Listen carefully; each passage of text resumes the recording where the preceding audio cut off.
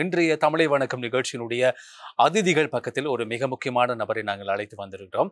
அவர்கிட்ட நாங்கள் இன்றைய நாளில் நிறைய விஷயங்களை கேட்டு நாங்கள் தெரிந்து கொள்ள போகின்றோம். இன்றைய நாளை பொறுத்த வரைக்கும் இந்த நிகழ்ச்சி ஒரு இனிமையாக இருக்க போகுது. ஏன் அப்படின்னு சொன்னால் நாங்கள் தமிழை பற்றி அதிகமாக பேச போகிறோம். தமிழோடு சார்ந்து பயணிக்கக்கூடியவர் கிட்டத்தட்ட 25 வருட காலமாக தமிழுக்காக தொண்டாற்றக்கூடிய ஒரு நபரை நாங்கள் அழைத்து வந்திருக்கின்றோம். எனவே அவர்கிட்ட நாங்கள் நிறைய விஷயத்தை கேட்டு தெரிந்து கொள்ள போகின்றோம்.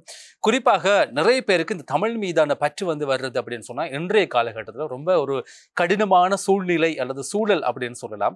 அப்படி ஒரு சில பேர் தமிழ் மீது பற்றுக்கொண்டு தங்களுடைய வாழ்நாளை தமிழுக்காக அர்ப்பணிக்கின்றவர்கள் அப்படி நிறைய பேர் இருப்பாங்க. எனவே அப்படிப்பட்ட ஒருத்தர்ல இவரையும் நாங்கள் அடையாளப்படுத்த முடியும். கிட்டத்தட்ட 25 வருட காலமாக தமிழ் மீது பற்றுக்கொண்டு தமிழ் சார்ந்து உழைக்கின்ற, தமிழுக்காக வாழ்கின்ற, தமிழோடு சேர்ந்து பயணிக்கின்ற அல்லது தமிழுக்காக மற்றவர்களை எப்படி ஈடுபடுத்த முடியும், தமிழோடு சேர்த்து எப்படி தமிழை வளர்க்க முடியும், இன்றைய காலகட்டத்தில் இருக்கின்ற இளைஞர்களுக்கு, இன்றைய தலைமுறையினருக்கு தமிழ் சார்ந்த விஷயத்தை எப்படியெல்லாம் சொல்லிக் கொடுக்க முடியும் அப்படின்னு சொல்லி உழைக்கின்ற வெகு சிலரில் பல பேர் இன்றைய காலகட்டத்தில் அடையாளப்படுத்தக்கூடியவர்கள். அல்லது இவரை பற்றி இன்னும் ஒரு விஷயத்தை சொல்லலாம். என்ன அப்படின்னு சொன்னா, தங்களுடைய வாழ்நாளில் எங்களுக்கு விதிக்கப்பட்ட ஒரு ஒரு வேலை வாய்ப்பு அல்லது ஒரு ப்ரொஃபஷனல் காணப்படும். அந்த ப்ரொஃபஷனலை தொடர்ந்து தமிழுக்காக சேர்ந்து பயணிக்க வேண்டும் அப்படின்னு சொல்லி ஒரு எண்ணம் இவருக்குள்ள வர ஆரம்பிக்கிற அந்த காலகட்டத்தில் எப்படி தமிழை அவர் அதிகமாக நேசிச்சிருப்பார் அப்படின்ற ஒரு விஷயம் இவர் மூலமாக நாங்கள் தெரிந்து கொள்ளக்கூடியதாக இருக்கிறது. அவர் யாரு அப்படின்னு சொன்னால், தமிழ் செம்மல் முனைவர் கவரிசி மகேஷ் அவர்களை இன்றைய நாள் எங்களுடைய தமிழை வணக்கம் நிகழ்ச்சிக்குள்ளே நாங்கள் அழைத்து வந்திருக்கின்றோம். இந்தியாவிலிருந்து இங்கே வருகை தந்திருக்கிறாரு. அவரை நாங்கள் அன்போடு வரவேற்கின்றோம். இனிய காலை வணக்கம், தமிழ் வணக்கம் உங்களுக்கு. காலை வணக்கம் ஐயா, எப்படி இருக்கிறீங்க? சிறப்பா இருக்கிறேன். ஓகே, தமிழோடு சேர்ந்து பயணிக்கிறீங்க. தமிழை வளர்க்கணும், தமிழை வளர்ந்திருக்கிற தமிழை நிலைநாட்டணும், அல்லது தமிழ் மீது இருக்கின்ற அந்த பற்று அப்படின்னு சொல்லி நிறைய விஷயங்களை உங்களை பற்றி நாங்கள் அறிகின்ற போது புரிந்து கொள்ளக்கூடியதாக இருக்கு. எனவே தமிழ் சார்ந்த இந்த பயணம் எப்படி இருக்கு? திருப்தியா இருக்கா? இப்ப கண்டிப்பா மிக திருப்தியாக தான் இருக்கிறது. ஏன்னா ஒரு சில பேர் மட்டும்தான் அந்த தமிழுக்காகவும் மொழிக்காகவும் தன்னை ஈடுபடுத்திக்கிறாங்க, அர்ப்பணிக்கிறாங்க. பல அறிஞர்கள் இருக்கிறாங்க, இருந்துட்டு இருக்கிறாங்க, வளர்த்திட்டு இருக்கிறாங்க. இருந்தாலும் அடையாளம் காணப்பட்டு தமிழ் மொழிக்காக இந்த மாதிரி உழைக்கக்கூடிய மக்களை இனங்கண்டு நீங்கள் ஒரு பேட்டி எடுக்கிறதெல்லாம் மிக சிறப்பான ஒரு விடயம். அதற்கு உங்களுக்கு என்னுடைய மனமார்ந்த வாழ்த்துக்களையும் வணக்கத்தையும் தெரிவித்துக் கொள்கிறேன். 35 வருட காலம் ஒரு துறையில் நீங்கள் பயணம் செய்து அந்த துறையில் நிறைய அனுபவங்களை பெற்று அதில் ஒரு பெஞ்ச் மார்க் கிரியேட் பண்ணி அதில் ஒரு தொழில்நுட்பம் சார்ந்த விஷயங்களோடு நீங்கள் பயணித்த ஒருவர் திடீரென்று தமிழ் மீது ஏற்படுகின்ற ஒரு பற்று, அந்த வேலையை துறந்து தமிழுக்குள்ளே வர ஆரம்பிக்கிறீங்க. ஸோ இப்படிப்பட்ட ஒரு சூழ்நிலை, இப்படிப்பட்ட ஒரு அனுபவம் நிறைய பேருக்கு வாய்க்கிறது இல்லை. ஏன் அப்படின்னு சொன்னால், இந்த உலகம் சுயநலத்தோடு யோசிக்கக்கூடிய ஒரு உலகம். ஏன் அப்படின்னு சொன்னால், அன்றாடம் நாங்கள் உழைக்கிறோம், காசு சேர்க்கிறோம். அந்த சேர்க்கின்ற காசை எங்களுடைய சந்ததிகளுக்காக நாங்கள் சேர்த்து வைத்திருக்கின்றோம். எங்களுடைய பிள்ளைகளை நன்றாக படிக்க வைக்கின்றோம். இப்படி யோசிக்கக்கூடிய இந்த உலகத்தில் தமிழ் மீது பற்று வைக்கணும், தமிழை வளர்க்கணும், தமிழை அடுத்த தலைமுறையினருக்கு ஒரு சரியான தமிழை கொண்டு போய் சேர்க்கணும் அப்படின்னு சொல்லி யோசிக்கின்ற வெகு சிலர்ல நீங்களும் ஒருத்தர் அப்படின்னு சொல்லி நான் என்னுடைய மனசு சொல்லு. ஸோ அப்படி இருக்கும்போது அந்த தொழிலை விட்டு தமிழுக்குள்ள நான் பயணப்படணும் என்ற ஒரு ஆர்வம் எப்படி வந்துச்சு? நல்ல கேள்வி. ஏன்னா 35 வருட காலம் ஒரு இயந்திர மனிதனா, இயந்திரத்தோடு நான் இருந்தேன். அப்படி இருந்த பட்சத்தில் எனக்கு ஒரு மனிதனான மனிதன், அதாவது எப்படின்னு சொல்ல ஒரு ஹியூமன் பீயிங், அப்படி ஒரு பரிமாற்றம் எப்படி அடைஞ்சதுன்னு கேட்குறீங்க. நல்ல கேள்வி. இதுக்கு நான் பதிலை சொல்லணும்னா ஒரு சிறிய பின்னூட்டத்தை நான் உங்களுக்கு இப்போ சொல்லி ஆகணும். 8வது வகுப்பு படிக்கக்கூடிய ஒரு மாணவன் தன்னிட்ட ஒரு திறமை ஒளிஞ்சிருக்கிறத அவன் காணலை. பள்ளிக்கூடத்துக்கு போகிறான், வரான், எல்லாம் செஞ்சிட்ருக்கான். ஆனால் ஒரு கவிதை போட்டி ஒன்று நடத்துகிறாங்க. அந்த கவிதை போட்டியில் அந்த மாணவன் உணர்வுகள் அப்படின்ற ஒரு தலைப்பில் கவிதை பாடுறான். அதை அந்த போட்டியில் அவன் முதல் பரிசு வெல்றான். அந்த கவிதையில் எப்படி அந்த உணர்வுகள் அப்படின்னா, ஒரு மனிதனுக்குள்ளே என்னென்ன உணர்வுகள் இருக்கும், கோபம், அழுகை, சிரிப்பு, கவலை, இந்த மாதிரியான உணர்வுகளோட வெளிப்பாடை அவன் வெளிப்படுத்துகிறான். எப்படின்னா, ஒரு துணி துவைக்கும் அந்த அந்த அந்த தொழிலாளி தன்னுடைய கழுதை தொலைஞ்சு போகுது. அப்போ இந்த சீனை வச்சு அவன் எழுதுகிறான். ஒரு சலவை தொழிலாளிக்கு கோடி ரூபாய் கொட்டி கொடுத்தால் அவனுக்கு இன்பம் கிடைக்காது. தொலைந்து போன கழுதை திரும்ப கிடைத்தால் அந்த கோடியை காட்டிலும் அவனுக்கு திருப்தி கிடைக்கும், மகிழ்ச்சி கிடைக்கும் என்று அந்த ஒரு கவிதையில் நான் குறிப்பிட்டிருந்தேன். இதை பார்த்த அந்த கவிதை குழுமத்தின் தலைவர் என்னை கூப்பிட்டு, உனக்கு கவிதை மட்டுமல்ல பேச்சாடலும் உனக்கு வருகிறது, நல்ல சிந்தனை இருக்கிறது, கவிக்கே ரிஷியாக நீ திகழ்வாய் என்று எனக்கு கவி ரிஷி மகேசு என்ன நான் இன்னையிலேருந்து கூப்பிடுறேன், இதை நீ அடைமொழியாக வச்சுக்கொண்டு ஒரு 25 வருடத்திற்கு முன்னால் சொன்ன ஒரு விஷயத்தை நான் இன்னைக்கும் கொண்டு நடந்துட்டு இருக்கிறேன். இது எனக்கு தமிழை எப்படி உள்வாங்கி நான் வெளிப்படுத்தினேன் என்கின்ற ஒரு நல்ல ஒரு மைய கருத்து எனக்கு அந்த உணர்வுகள் அப்படின்ற கவிதையில தான் வந்ததையா. அதற்கு எனக்கு அன்னைக்கு அந்த தளத்தில் தந்த கவிரிஷி பட்டமும் மிகப்பெரிய ஒரு சான்றாக இருந்தது. நான் மிக திருப்தியாக நான் இந்த தமிழோடு பயணிக்கிறதுக்கு அது ஒரு ஆரம்ப புள்ளியாக நான் கருதுகின்றேன். உங்களுடைய பூர்வீகம் இந்தியாவில் பிறந்து தமிழோடு சேர்ந்து பயணிக்கிற அந்த காலகட்டம் இப்போ வரைக்கும் நீடிச்சு கொண்டிருக்கு. இப்போ நீங்கள் இலங்கைக்கு வந்ததுக்குரிய நோக்கமும் கூட உலக தமிழர் ஆட்சி மாநாட்டுக்காக இலங்கைக்கு வருகை தந்திருக்கிறீங்க. நான் நினைக்கிறேன் இந்த வருகை, அதாவது உலக தமிழர் ஆட்சி மாநாட்டில் நீங்கள் பங்கேற்கிறது இது 2வது தடவை. இதற்கு முன்பதாக நீங்கள் பங்கேற்று இருக்கிறீங்க. எனவே அது சம்பந்தப்பட்ட விஷயத்தை நாங்கள் இன்னும் நிறைய பேசிக்கொள்ளலாம். உங்களுடைய ஆரம்ப காலம், நீங்க எங்க பிறந்தீங்க, அதுக்கப்புறம் தமிழோடு சேர்ந்து எப்படியெல்லாம் பயணிக்க ஆரம்பிச்சிங்க, அதை பற்றி சொல்லுங்க. இதுவும் நல்ல சிறப்பான கேள்விதான். அதாவது கன்னியாகுமரி மாவட்டம், தமிழ்நாட்டில் கன்னியாகுமரி மாவட்டத்தில் மார்த்தாண்டம் அப்படின்ற ஒரு சிறு ஊர் 25 வருடத்துக்கு முன்னாடி அங்கே தான் நான் பிறந்தேன். படித்தது நான் அங்கே தான். அதுக்கப்புறம் ஒரு நாள் எங்கள் வீட்டில் நான் உட்காந்துட்டு இருந்தேன். அப்போது வேறு ஒன்றும் இல்லை, முற்றத்தில் காக்காய்கள் சாப்பிட வந்தது. அப்போ ஒரு கவிஞன் எப்போ உருவாகிறான் அப்படின்னா அதையும் நம்ம சொல்லலாம். ஓ காக்காய் கூட்டங்களே, உங்களுக்கு யார் உணவளிக்கிறார்கள் அப்படி என்று நான் தோன்றி ஒரு பேப்பரில் எழுதினேன். அப்போ அந்த தோன்றுதலுடைய பாயிண்ட் ஓ இப்போ உனக்கு கவிதைத்துவம் சின்ன பிள்ளை சிறுபிராயத்தில் உனக்குள்ளே இருக்குது, நீ இன்னும் இதை மெருகேற்றினா ஒரு கவிஞனாக மிளிர முடியும் அப்படின்ற ஒரு உந்துதலும் ஒரு தோற்றமும் எனக்கு அப்போ தோன்றினதுனால தான் கம்போடியா நாட்டில் போய் அரசாங்கத்திட்ட போய் நந்திவர்மன் விருதில் இருந்து தமிழ்நாடு அரசாங்கம் தந்த தமிழ்ச்செம்மல் அப்படின்ற ஒரு விருது, இதெல்லாம் தமிழுக்கு கிடைத்த அங்கீகாரமாக தான் நான் பார்க்குறேன். இப்போ 4 புத்தகங்கள் எழுதியிருக்கேன்னு சொன்னேன் பார்த்தீங்களா, இதில் கவிதை தொகுப்புகள் தான் நிறைய. பல கவிமன்றங்களில் தோன்றிய அந்த கவிதைகள் தான் புத்தக வடிவமாக இன்றைக்கி எல்லா தமிழ்நாட்டில் இருக்கக்கூடிய மக்கள்கிட்ட எல்லாம் தவழ்ந்துட்டு இருக்குது. அப்போ நான் மார்த்தாண்டத்தில் பிறந்திருந்தாலும் ஒரு பிரபலமான நிறுவனத்திலிருந்து எனக்கு ஒரு வேலை வாய்ப்புக்கான ஒரு வாய்ப்பு கிடச்சிது. அப்போது அந்த இடம், நான் வந்த இடம் ஓசூர் அப்படின்ற ஒரு ஊர். அப்போ அந்த ஓசூர் அப்படின்றது எப்படிப்பட்ட இடம், எங்கே இருக்குன்றதில் எனக்கு அப்போ தெரியாது. நான் அப்போ சின்ன படித்து பள்ளி பருவம் முடித்து அப்போ தான் கல்லூரிக்கு போகக்கூடிய வயசு. அப்படி இருந்தாலும் எங்கள் அப்பா என்ன சொல்கிறாருன்னா, நிறுவனம் ஒரு சிறந்த நிறுவனம், உன்னுடைய எதிர்காலம் ரொம்ப நல்லா இருக்கும், அதனால் நீ அங்கே போய் இப்போ நீ வேலையில் சேரு அப்படின்னு என்ன அனுப்பிச்சி வச்சார். நான் தேடி கண்டுபிடிச்சி அந்த ஒரு நிறுவனத்தில் போய் சேர்ந்து, அந்த நிறுவனம் எனக்கு மிகப்பெரிய ஒரு வசதியையும் வாய்ப்பையும் ஒரு மக்களோட பழகக்கூடிய ஒரு நல்ல ஒரு ஒரு பல்கலைக்கழகமாக தான் நான் பார்க்குறேன். அந்த நிறுவனத்தில் தமிழ்நாட்டிலேருந்து பல பகுதிகளிலேருந்து மக்கள் அங்கே பணியில் அமர்ந்தாங்க. அப்போது பலதரப்பட்ட மக்கள் பலதரப்பட்ட சூழ்நிலையில் வாழ்ந்ததுனால, எங்கள் கூட பணியாற்றினதுனால நிறைய அனுபவங்கள் எனக்கு கிடச்சிது. அப்போது ஒவ்வொரு மனிதர்களையும் நம்ம படிக்கும்போது, நம்ம பார்க்கும்போது பழகும்போது நிறைய விஷயங்கள் நம்ம உள்வாங்கலாம்.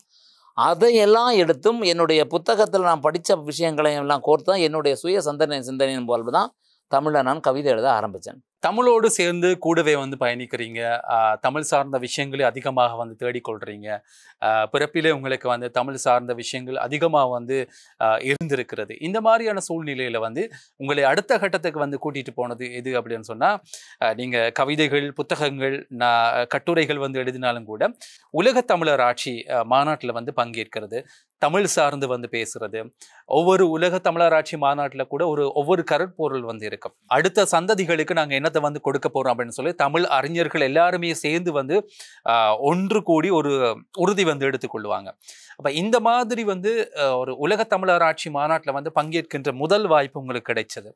அந்த டைம் உங்களுக்கு எப்படி இருந்துச்சு? அந்த அனுபவம் எப்படி இருந்துச்சு? மிக ஒரு அற்புதமான அனுபவமாக பார்த்தேன். ஏன்னா பல நாட்டுகள்லேருந்து வந்திருந்தாங்க. பல நாட்டு தமிழர்களை ஒன்று பார்த்ததுலேயே ஒரு நிகழ்ச்சி. நம்மளுடைய உறவுகள் இங்கெல்லாம் இருக்கே, இப்படியெல்லாம் இருக்கே, அப்போ இதெல்லாம் நம்ம இவ்வளோ நாள் இந்த வாய்ப்பை நம்ம தவற விட்டுருக்கிறோமே அப்படின்ற ஒரு ஏக்கமும் அதே நேரத்தில் பார்த்து ஒருத்தர் கூட அலாலாவி நீங்கள் என்ன பண்ணுறீங்க, என்ன என்ன உங்களுடைய தமிழ் பின்புலம் என்ன, நீங்கள் என்ன கட்டுரை எழுதிருக்கீங்களா, கவிதை எழுதிருக்கீங்களா, தமிழில் உங்களுக்கு எப்படி ஈர்ப்பு ஏற்பட்டது, நீங்கள் கேட்ட கேள்விகள் மாதிரி நாங்களும் கேட்டு எங்களுக்குள்ள நிறைய அந்த தொடர்புகளை ஏற்படுத்திக்கிட்டோம். நட்பு வட்டம் பெருகுச்சு. அப்படின்னு பார்க்கும்போது இது தமிழ் ஒரு மொழியாக இருந்தாலும் அதையும் தாண்டி நல்ல விஷயங்கள் நிறைய நமக்கு கிடைக்குது. அது ஒரு புகழாகட்டும், ஒரு அனுபவமாகட்டும், ஒரு அறிவாற்றலாகட்டும், இதெல்லாம் நம்ம சொன்ன மாதிரி ஒவ்வொரு சந்திக்கும் ஒவ்வொரு நபரும் நமக்கு ஒரு ஆசான் தான். அவன்கிட்டருந்து நம்ம சரி ஏதோ ஒரு விஷயங்களை நம்ம கற்றுக்கலாம். அந்த அடிப்படையில் தான் நான் அந்த முதல் தமிழ் ஆராய்ச்சி மாநாட்டில் கலந்துக்கும் போது இலங்கையிலேருந்து கனடா, ஜெர்மன், சுவிட்சர்லாந்துலாம் மக்கள் இருக்காங்க. அதே மாதிரி சவுத் ஆப்பிரிக்காலேருந்து ஒருத்தர் வந்தார் தமிழர். இந்த மாதிரி தமிழர்கள் கூட நம்ம கலந்து உரையாடும் போதே நமக்கு மட்டற்ற மகிழ்ச்சி. ஒரு மூன்றாவது வேற்று மனுஷனை பார்க்க மாதிரியே இல்லை. நம்ம சொந்தக்காரங்கள் சொல்லுவாங்களே, உறவினர்களை இப்போ சந்தித்த மாதிரியான ஒரு ஆனந்தம். அது அளப்பரியதையா. அதெல்லாம் நம்ம காசு கொடுத்தெல்லாம் வாங்கவே முடியாது. அதையும் தாண்டி சில விஷயங்கள் இருக்கு இல்லையா, அதுதான் அது. இப்போ இலங்கையில் நடைபெற்று முடிந்த உலக தமிழராட்சி மாநாட்டில் பங்கேற்பதற்காக நீங்கள் வந்திருக்கிறீங்க. எனவே அந்த மாநாட்டிலெல்லாம் முடிஞ்சாச்சு. அந்த மாநாட்டில் பங்கேற்று நிறைய விஷயங்கள் எல்லாம் பார்த்தாச்சு. ஸோ இந்த அனுபவம் எப்படி இருக்குது? இதுவும் அப்படி தான். ஏனெண்டா இப்போது முன்னாடி ஒரு சங்கம், இப்போ இலங்கையில் ஒரு சங்கம் இருக்குன்னா அது ஒரு நிகழ்ச்சி நடத்தும். இப்போ அப்படி இல்லை. ஃப்ரான்ஸில் முத்தமிழ் சங்கம், செம்மொழி சங்கம், சைவ சமயத்தை இப்போ பலப்படுத்துகிற மாதிரி சங்கங்கள், இந்த மாதிரி தமிழுக்கு அது ஆற்றிய சைவ சமயம் ஆற்றிய பணிகள், இந்த மாதிரி பலதரப்பட்ட 3-4 சங்கங்கள் இணைந்து தான் இப்போ இந்த மாநாடு நடத்திட்டு வராங்க. அப்படி பார்க்கும்போது பல கோணங்களில் இருந்து அந்த அறிஞர்கள் அந்த மேடையில் பேசும்போது மிக ஒரு அற்புதமான விஷயமா இருந்தது. அதில் இன்னொன்று குறிப்பாக சொல்ல போனால் நம்மளுடைய நிரோலியா அந்த துணை தூதர் ஒரு அம்மா வந்திருந்தாங்க, சரண்யான்னு நினைக்கிறேன். சரண்யா அவங்க அவங்களுடைய அரசாங்க ரீதியாக தமிழுக்கு நாங்கள் சில விஷயங்கள் பண்ணித்தாரோம், இலங்கைக்கும் இந்தியாவுக்கும் உள்ள தமிழ் உறவை நம்ம பலப்படுத்துவோம், பாலம் அமைப்போம், அப்படி சில விஷயங்களை அவங்க பரிமாறினாங்க. அதெல்லாம் கேட்குறதுக்கு மிக நல்லதாக இருந்தது. அதே மாதிரி தான் ஃப்ரெண்ட்ஸ்லேருந்து வந்த ஒரு செம்மொழி சங்கத்தில் இருந்த ஒரு நபரும் அப்படித்தான் சொல்கிறாரு. என்ன சொல்கிறாருன்னா, நம்ம எல்லாரும் ஒரு உறவினர்கள் தான். இந்த உறவினர்கள் எல்லாரும் சேர்ந்து நம்ம அடுத்த தமிழ் மொழியை அடுத்த தலைமுறைக்கு எடுத்துகிட்டு போகிறோன்றத இந்த அம்மா நல்ல ஒரு பாலம் அமைத்து தாரேன்னு சொல்லியிருக்காங்க. ஸோ இந்த மாதிரி அரசாங்க உதவிகள் நமக்கு கிடைக்கும் போது இன்னும் நம்ம தமிழ் மொழியை மிகச்சிறப்பாக செம்மைப்படுத்த முடியும், செழுமைப்படுத்த முடியும், சிறப்படைய செய்ய முடியும், வளர்த்த முடியும் என்கிறதுக்கு இதெல்லாம் இந்த மாநாடுகள் ஒரு மிகப்பெரிய தூணாக அமைகிறது. இந்த உலக தமிழராட்சி மாநாடு நடைபெற்று முடிந்த இந்த மாநாட்டில் இந்த முறை எடுத்துக்கொண்ட கருப்பொருள் என்ன, ஒரு சத்தியப்பிரமாணம் அப்படின்னு சொல்லலாம் கூட. எனவே இந்த உலக தமிழராட்சி மாநாடு எந்த கருப்பொருளில் நடைபெற்றது? அதுதான் பள்ளி கல்லூரி மாணவர்களுக்கு நம்மளுடைய தமிழின் ஒரு அந்த உன்னதத்தையும் அந்த பயிற்றுவிக்கும் முறையையும் கண்டிப்பாக நெறிப்படுத்த வேண்டும்.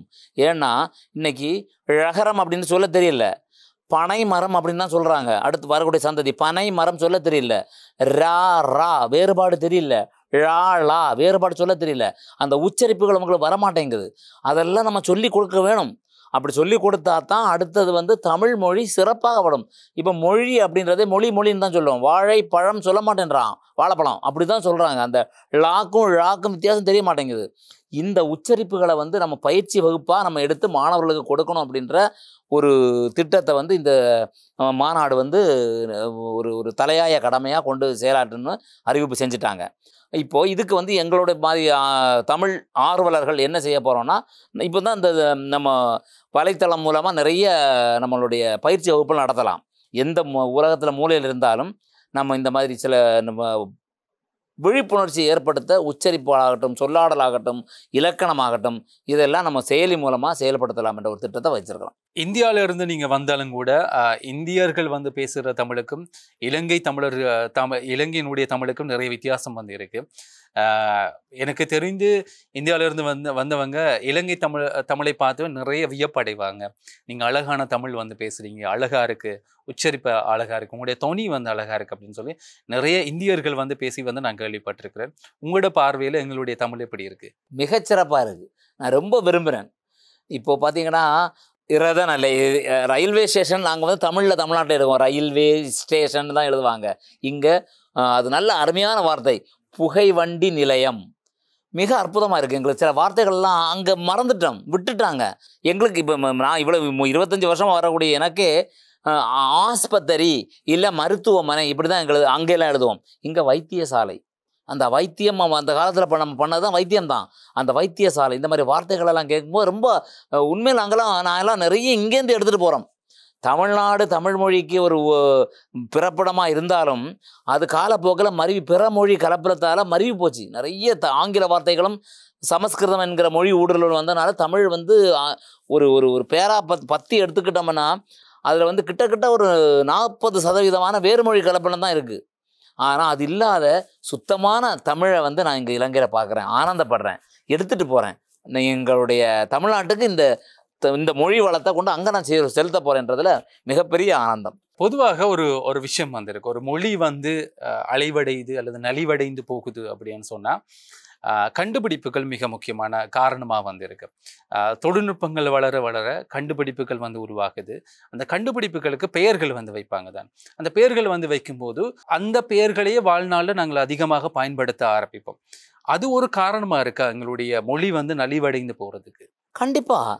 இப்போ இன்னைக்கு விஞ்ஞான வளர்ச்சி அபரிதமாக போயிட்டு இருக்குது. ஆனால் நம்ம மொழி வளர்ந்தோன்னு பார்த்தா அந்த அளவுக்கு ஆக்க விடலை. அதை யோசிக்கக்கூடிய அறிஞர்கள் குறைவு. இப்போ முகநூல், ஃபேஸ்புக் அப்படின்ற ஒரு உலகளாவிய தளத்துக்கு முகநூல் எவ்வளோ அருமையான வார்த்தை பாருங்களேன். செயலி, இணையம், இந்த மாதிரியான அந்த வலைச்சுற்று, இப்படி சுருளி, இந்த மாதிரி நிறைய நம்மளுடைய அந்த விஞ்ஞான வளர்ச்சிக்கு ஏற்ப வார்த்தைகளும் வளர்ந்துட்டு இருக்கு. ஆனால் அது போதாது. இப்போ செயற்கை நுண்ணறிவு எவ்வளோ அற்புதமான வார்த்தை. ஆர்டிஃபிஷியல் இன்டெலிஜென்ட்னா எல்லாருக்கும் தெரியும். இந்த செயற்கை நுண்ணறிவுன்னு அந்த வார்த்தையை கண்டுபிடிச்ச அறிஞருக்கு நம்ம ஒரு பாராட்டுகளே கொடுக்கலாம், அது யாராக இருந்தாலும். இந்த மாதிரி விஞ்ஞான வளர்ச்சிக்கு ஏற்ப நம்மளுடைய தமிழ் மொழியோடைய வார்த்தைகளையும் வளர்த்தெடுக்க வேண்டிய பொறுப்பும் கடமையும் கண்டிப்பாக இருக்குது நமக்கு. அப்படி நம்ம வளர்த்தெடுத்தால் தான் நம்மளுடைய தமிழ் மொழி தரணி ஆளும், மக்களுக்கு போய் சேரும். அப்படின்றதுனால அதற்கான கடமைப்பட்டிருக்கிறோம். இந்த மாதிரியான சூழ்நிலையில் இப்போ இருக்கிற தமிழ் அறிஞர்களாக இருக்கட்டும் அல்லது தமிழை வளர்க்கணும் அப்படின்னு சொல்லி ஆசைப்படுகின்றவர்களாக இருக்கட்டும், நிறைய பேருக்கு இருக்கிற ஒரு சவால் என்ன அப்படின்னு சொன்னால், இப்போ இருக்கிற விஞ்ஞான வளர்ச்சி ஒரு மிகப்பெரிய சவாலாக இருக்குது. அதோடு சேர்த்து எங்களுடைய தமிழை எப்படி வளர்க்கலாம், எப்படி போட்டி போட்டு அடுத்த சந்ததிகளுக்கு கொண்டு போய் கொடுக்கலாம் அப்படின்ற ஒரு மிகப்பெரிய தேவை இருக்குது. எனவே முதலாவதாக விழிப்புணர்வு அடைய வேண்டியவர்கள் இப்போ இருக்கிற அறிஞர்கள் என்ன செய்யலாம் அப்படின்னு சொல்லி. அப்படி இருக்கும்போது இப்போ நீங்கள் பங்கேற்கிற மாநாடுகளாக இருக்கலாம், இந்த உலக தமிழராட்சி மாநாடுகளாக இருக்கும், அங்கே இருக்கிற அறிஞர்கள் ஒட்டுமொத்தமாக எல்லோருடைய ஒருமித்த எண்ணப்பாடு அப்படின்னு சொன்னால் எதுவாக இருக்கும்? அதுதான் திரும்பவும் அதுதான் சொல்கிறேன். அதாவது எண்ணப்பாடு, அறிஞர்கள் என்ன நினைக்கணும் அப்படின்னா, இன்னும் கடுமையாக உழைக்கணும். அந்த மொழி வளத்துக்கு விஞ்ஞான வளர்ச்சிக்கு ஏற்ப கொண்டு போகிறதுக்கு நிறைய யோசிக்கணும். ஆலோசனை கூட்டங்கள் நடத்தணும். ஒரு முடிவு எடுக்கிறோம்டா அதுக்கு அரசாங்கத்திட்ட சில கோரிக்கைகளும் வைக்கணும். ஐயா, இந்த மாதிரி செயற்கை நுண்ணறிவு வளர்ந்து போச்சு, என்ன மாதிரி பிரதிமனிதன் ஒருத்தனை உருவாக்க முடியுது. ஆனால் மொழி அந்த காலத்தில் இருந்த 240 எழுத்துக்கள் தான் நமக்கு அடிப்படை. அந்த இலக்கணங்களை நம்ம மெருகேற்றணும். அதற்கு நீங்கள் வசதி வாய்ப்புகளை ஏற்படுத்தி தரணும். அப்படி அரசாங்கத்தோட சில திட்டங்கள் நமக்கு ஒரு உதவிகரணமாக இருந்தால் நம்ம மக்கள் நிறைய செய்வாங்க. இப்போ தமிழ்நாட்டை எடுத்துக்கிட்டிங்கன்னா அரசவை கவிஞர் அப்படின்ற ஒருத்தர் வச்சுருந்தாங்க. அவருடைய செயல்பாடு என்னென்னா, புதிய கவிதைகள் உருவாக்கணும், புதிய இலக்கணத்தை வரையறுக்கணும், எளிமைப்படுத்தணும். செய்யுள் முன்னாடியெல்லாம் செய்யுள் படிச்சுட்டு கொங்குதேர் வாழ்க்கை அஞ்சுரை தும்பி காமம் செப்பாது கண்டது மொழிமோ கெய்யிலியது மலிய நட்பின் அப்படியெல்லாம் ஒரு கவிதைகள் வருது. இது சாதாரண மக்கள் படித்தா அவங்களுக்கு புரியாது. அதற்கு விளக்க உரை தேவைப்பட்டது. அப்போது அந்த மாதிரி இருந்தால் தமிழ் வாழாது. எளிய முறையில் புது கவிதைகள் வந்த பிறந்தான் தமிழ் நிறைய புத்தகங்கள் வெளிவந்தது, நல்ல விஷயங்கள் மக்களுக்கு போய் சேர்ந்தது. அதனால் இந்த அறிஞர்கள் கூட்டம் என்ன செய்ய வேண்டும் என்றால், என்னை பொறுத்த வரைக்கும் அவங்க அரசாங்கத்தோட சில நலத்திட்ட உதவிகள் வாங்கிட்டு இன்னும் மெருகேற்றதுக்கான முயற்சிகளை ஏற்படுத்தணும். அதுக்கு எல்லாரும் ஒன்று சேரணும். அது இப்போ ரொம்ப எளிமையாக போயிடுச்சு. விஞ்ஞான வளர்ச்சி நமக்கு அது மிகப்பெரிய உறுதுணையாக இருக்குது. கனடாவில் ஒருத்தர் இருக்கார், தமிழாழி உயிரவன் அப்படின்ற ஒரு பேர், தொலைக்காட்சி நடத்திட்டு இருக்காரு. அவருடைய சிறப்பான விஷயம் என்னென்னா, கருத்துக்களம், கவிதைக்களம், ஆலோசனை கூட்டங்கள், பட்டிமண்டபங்கள், குழந்தைகளுக்கான நிகழ்ச்சி, இப்படி நிறைய நிகழ்ச்சிகள் தொகுத்து வழங்கியிருக்காரு. அது எங்களை மாதிரி ஆளுங்க அங்கே பேசுகிறோம். இப்போ எப்படி நம்மளுடைய ஆதவன் எங்களை கூட்டு வச்சு பேசுதோ அதே மாதிரி இப்படிப்பட்ட ஒரு சமூக ஊடகங்கள் நம்மளை ஒன்று இணைந்தால் நிறைய தமிழ் வளர்ச்சிக்கான பணிகள் சிறப்பாக செய்ய முடியுன்றது என்னுடைய தாழ்மையான கருத்து. உங்களுக்கு இப்ப நிறைய நாடுகள்ல வந்து இருக்கிற தமிழ் அறிஞர்களோடு நிறைய ஒரு பழக்கம் வந்து ஏற்பட்டிருக்கும், ஒரு நட்பு வந்து ஏற்பட்டிருக்கும். அவர்களை நேரடியாக போய் சந்திக்கிறதுக்குரிய வாய்ப்புகள் வந்து கிடைக்கப்பட்டிருக்கும். அவர்களோடு தமிழ் சார்ந்த அளவுலாவல் மேற்கொள் அந்த மாதிரியான விஷயங்களை வந்து செய்கிறதுக்கு நிறைய சந்தர்ப்பங்கள் எல்லாம் கிடைச்சிருக்கும். அப்படி பார்க்கும்போது அந்தந்த நாடுகள்ல இருக்கின்ற அரசாங்கம் தமிழ் சார்ந்த விஷயங்களுக்கு கொடுக்கின்ற முக்கியத்துவம் எப்படி இருக்கு? மிக குறைவு. இப்போ நம்ம தமிழ்நாட்டிலேயே வந்து இப்போ அதான் சொன்னேன், அந்த அரசவை கவிஞர் இப்போ இல்லை. அந்த அரசவை கவிஞருக்கு ஒரு இலாகா ஒதுக்கி தமிழ் வளர்க்க பணிகளை மேற்கொள்ளும் பட்சத்தில் அது நல்ல விரிவடையும், சிறப்படையும். வெளிநாட்டுகளில் அவங்களுக்கு 2ஆம் பட்சம்தான். அவங்களுக்கு அவங்களுடைய நாட்டின் முன்னேற்றமும் அவங்களுடைய மொழி வளர்ச்சியும் தான் அவங்க பார்ப்பாங்க. அது இயல்பான விஷயம். ஒரு தமிழனா நான் தமிழனாக இருக்கிறேன், பெருமைப்படுறேன், தமிழ் மொழியை காக்கணும்னு பாடுபடுறேன்னா அது எனக்கு சார்ந்த என்னுடைய ரத்தத்தில் ஓடுனது. அதே மாதிரி தான் அவங்களே நம்ம பார்க்கணும். அப்போது அந்த அரசாங்கத்தை நம்ம பெருசாக எதிர்பார்க்கலன்னா அங்கே இருக்கக்கூடிய தமிழர்கள் வந்து ஒன்று சேரலாம், சங்கங்கள் அமைக்கலாம். அதுக்கு தேவையான உதவிகளை நம்ம அந்தந்த நாட்டில் இருக்கக்கூடிய அந்த மொழி இலாக்கா வளர்ச்சிக்குன்னு சில இலாக்காக்கள் இருக்கும், அவங்கள்ட்ட முறையிடலாம், கேட்கலாம். அப்படி இதுக்கெல்லாம் உறுதுணையாக இருக்க வேண்டிய தமிழ்நாடு தான். நான் அப்படி தான் நான் சொல்லுவேன். தமிழ்நாட்டில் இருக்கக்கூடிய அரசாங்கம் தமிழ் மொழிக்காக சில முயற்சிகளை முன்னேற்பாடு எடுத்தால் மிகச்சிறப்பாக இருக்குன்றதுக்கு ஒரு உதாரணத்தை சொல்கிறேன். அயலக தமிழர்களுக்காக ஒரு சுற்றுலாவை வந்து ஏற்படுத்தியிருக்கு தமிழக அரசு. மிக வரவேற்கத்தக்க விஷயம். அதில் கிட்டத்தட்ட 50 மாணவர்களை கல்லூரி மாணவர்களை தேர்ந்தெடுத்து தமிழ்நாட்டுக்கு கூட்டிகிட்டு வந்து எல்லா இடத்தையும் சுற்றி காட்டுறாங்க. தமிழ் பண்பாடு, கலாச்சாரம், எழுத்தார்வம் எல்லாத்தையும் புரிய வைக்கும்போது இலங்கை வாழ் தமிழ ஒரு மாணவி அதன் சொல்லி ஆகணுங்க. அது வந்து நான் வந்து அந்த முனைவர் பட்டம் நான் தமிழில் நான் வாங்கணும், எனக்கு இதை பார்த்தா அவ்வளோ சந்தோஷமாக இருக்குது அப்படின்னு சொல்கிறா பார்த்தீங்களா? அதுதான் அதோடைய நமக்கு என்ன சொல்கிறது கிடைச்ச பயன்பாடு. இப்போ அந்த பிள்ளைய மனசில் விதைச்ச விதை கண்டிப்பாக அது வேரூன்றி பல்லாயிரக்கணக்கான விடுதுகளாக விடும். அப்போது தமிழ் மொழி தழைக்கும். இதுதான் எங்களுக்கு ஆசை. பொதுவாக இந்தியர்களுக்கு குறிப்பாக தமிழ்நாட்டில் இருக்கிறவங்கக்கிட்ட ஒரு விஷயம் வந்து அவதானிக்கக்கூடிய மாதிரி இருக்குது. என்ன அப்படின்னு சொன்னால், ஒரு பிள்ளை வந்து பிறந்ததுக்கு அப்புறமாக தன்னுடைய பாடசாலை கல்வியை வந்து ஆரம்பிக்கிற நேரத்தில் வந்து குறிப்பாக இப்போ இருக்கிற கணிசமான பெற்றோர்கள் வந்து அந்த குழந்தையை ஆங்கில கல்வியை தான் முதலாவதாக கொடுக்கிறார்கள். அதுக்கப்புறம் 2ஆம் பட்சமாக தான் தமிழ் மொழியை வந்து தாய்மொழியை வந்து கொடுக்கிறார். ஏன் இந்த மாதிரியான ஒரு மாறுபாடு தன்மை ஏன் தமிழ்நாட்டில் அப்படி இருக்கு? அதுக்கு மிக அடிப்படை காரணம் வந்து ஆங்கிலேயர்கள். நம்ம இந்த தமிழ் கலாச்சாரமாகட்டும், அரசாட்சியாகட்டும், வளமையாகட்டும் எல்லாம் கொட்டி கிடந்தது. மிகப்பெரிய கட்டமைப்பு. நம்மளுடைய வாழ்வியல் முறை அந்த அளவுக்கு மிகச்சிறந்தது. உலகமே இருக்கக்கூடிய பாரசீகர்கள், பிரெஞ்சுக்காரர்கள், ஆங்கிலேயர்கள் எல்லாம் தமிழ்நாட்டை தான் குறி வச்சு வந்தாங்க. ஏன்னா அவ்வளவு அளப்பரிய செல்வங்கள் கொட்டி கிடக்கூடிய இடம். அப்போ அங்கே வந்து இங்களுடைய அரசாட்சியை கட்டமைப்பை பார்த்து அவனால் முதல்ல ஒன்றும் செய்ய முடியல. அப்போ தான் அவன் சூழ்ச்சி செய்தான். சூழ்ச்சியின் பார்த்தா நம்ம வீழ்த்தப்பட்டோம். மொழியை நம்ம வந்து அழித்தோம்டா இவங்க வந்து சிதறுண்டு போயிடுவாங்க, நம்ம ஈஸியாக உள்ளே போயிருந்தலான்னு சூழ்ச்சியின் பேர் அவங்க எடுத்தது தான் அந்த ஆங்கில மோகம். ஆங்கிலத்தில் பேசினா ஒரு உயர்வான மனிதன் என்கிற ஒரு கலாச்சாரத்தை விதையாக போட்டான். அதுவும் தமிழர்கள் மூலமாக தான் பண்ணான். ஆங்கிலத்தை படிக்க வைப்போம், உலகம் ஃபுல்லாக போகலாம், கப்பலில் போகலாம் அப்படி என்று சொல்லி ஒரு விதையை தூவி ஆங்கில மோகத்தை உயர்வாக கருதி தமிழ் மொழியை கொஞ்சம் கொஞ்சமாக குறைச்சதுனால தான் இன்றைக்கி ஆங்கில வார்த்தைகள் மிகப்பெரிய அளவில் ஊடுருவி போச்சு.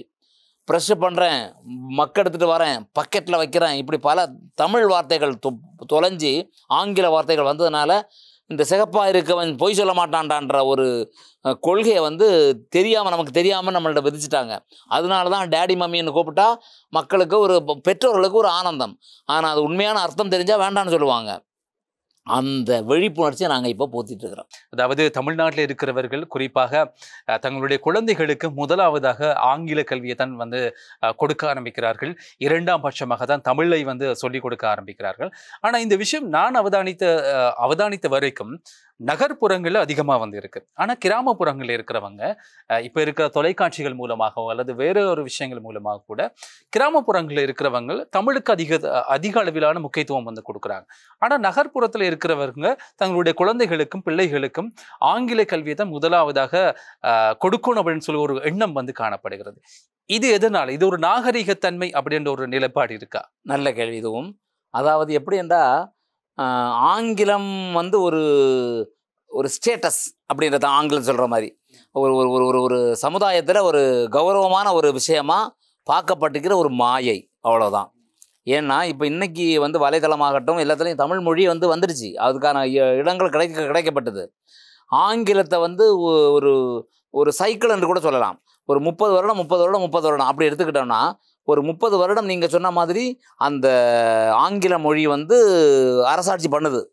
பெற்றோர்கள் வந்து ஆங்கிலம் படிக்கக்கூடிய பிள்ளைகள், எங்கள் பையன் வந்து இங்கிலீஷ் மீடியம் படிக்கிறான் அப்படின்னு சொன்னால் அவங்க ஒரு பெருமையாக கருதுனாங்க. அதை வந்து தவிர்க்கவும் தகர்க்கவும் தான் இப்போ நாங்கள் வந்து முயற்சி எடுத்துகிட்டு இருக்கிறோம். இன்னொன்று பொருளாதாரம்.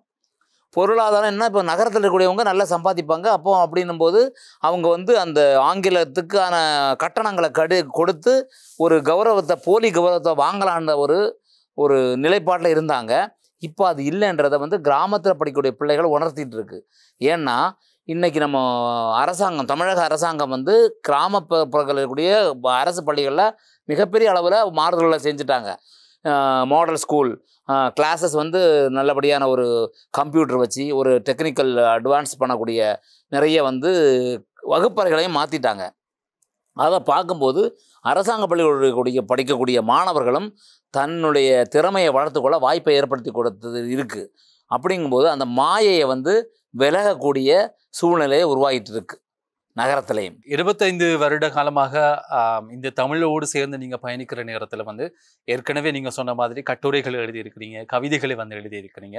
இதுவரைக்கும் எத்தனை கவிதை தொகுப்புகளை வெளியிட்டிருக்கிறீங்க? அது சார்ந்த அனுபவங்களை பகிர்ந்து கொள்ளுங்கள். மொத்தம் 4 கவிதை தொகுப்பு புத்தகங்கள். கவிரிசியின் கவித்தூறல்கள், தமிழ் நதியில் என் கவி ஓடம், கொற்றவையில் நற்றமிழ், கசட தபர, இப்படி 4 கவிதை புத்தகங்கள். அடுத்தது சங்க இலக்கியத்தில் நம் தமிழ் மொழியின் வல்லமை அப்படின்ற ஒரு கட்டுரை தொகுப்பு 5வது அச்சில் இருந்துகிட்ருக்கு. மற்றபடி பார்த்திங்கன்னா இன்னும் பல கட்டுரை தொகுப்பும் கதைகளும் கூட வெளிவரதுக்கான வாய்ப்புகளை நான் இப்போ நோக்கி சென்று கொண்டிருக்கிறேன். குறிப்பாக இந்த கவிதை தொகுப்புகளில் வந்து இடம்பெற்றிருக்கக்கூடிய விஷயங்கள்ல ஆழமாக நீங்கள் சொல்ல வர்ற விஷயம் என்ன இருக்குது? அதில் தமிழ் மொழியின் மேன்மை, தமிழ் மொழியின் உயர்வு, பெண் உரிமை, சம கல்வி, இந்த மாதிரியான கொள்கைகளை தான் நான் வந்து கோட்பாடை எழுதிட்டு இருக்கிறேன். காதல், இயற்கை, இதுக்கெல்லாம் எழுதக்கூடிய கவிஞர்கள் நிறைய பேர் இருக்காங்க. நம்ம ஒரு கவிதை எழுதுனா அதில் வந்து ஒரு மெசேஜ் இருக்கணும், ஒரு செய்தி வந்து மக்களுக்கு போய் சேரணும். அதனால அவன் வந்து சில விழிப்புணர்வு அடையணுன்றதான் என்னுடைய நோக்கங்க. இப்போது அந்த கொரோனா அப்படின்ற ஒரு கவிதை வந்து எழுதுன அந்த காலத்தில் அந்த செவிலியர்கள் பட்ட கஷ்டத்தையும் அவங்க பண்ணின அவங்க சேவையையும் பாராட்டி ஒரு மிகச்சிறந்த ஒரு கவிதை எழுதினேன். அது வந்து மிகப்பெரிய வரவேற்பு பெற்றது. அதுக்கப்புறம் பார்த்தா பெண் உரிமையை பற்றி நான் ஒரு கவிதை எழுதினேன். அதை நான் இந்த சபையில் நான் படித்தே ஆகணுன்ற ஒரு ஆர்வத்தில் நான் அந்த கவிதையை உங்கள் சார்பாக ஆதவன் டிவிக்காக வழங்குகிறேன். பெண்ணியம் போற்றுவோம். பெண்ணியம் பற்றி கண்ணியத்துடன் கவி படைத்த உரு கவிகளே, புண்ணியமாய் போனதுவே சந்ததிகள் நாங்களாகிடவே. இடுப்பொடிந்த பெண்ணிற்கு படிப்பெதற்கென்ற உடைத்தெறிந்தாய், அடுப்படியில் படுத்திருந்தவளை வெளியில் வரவழைத்தாய். பெண்ணவளை ஆற்றிற்கும் அம்மனுக்கும் பெயரிட்டான், பெண்ணுரிமை பேச வந்த ஆண் வர்க்கம் வீணென்றே முடிவு செய்தான்.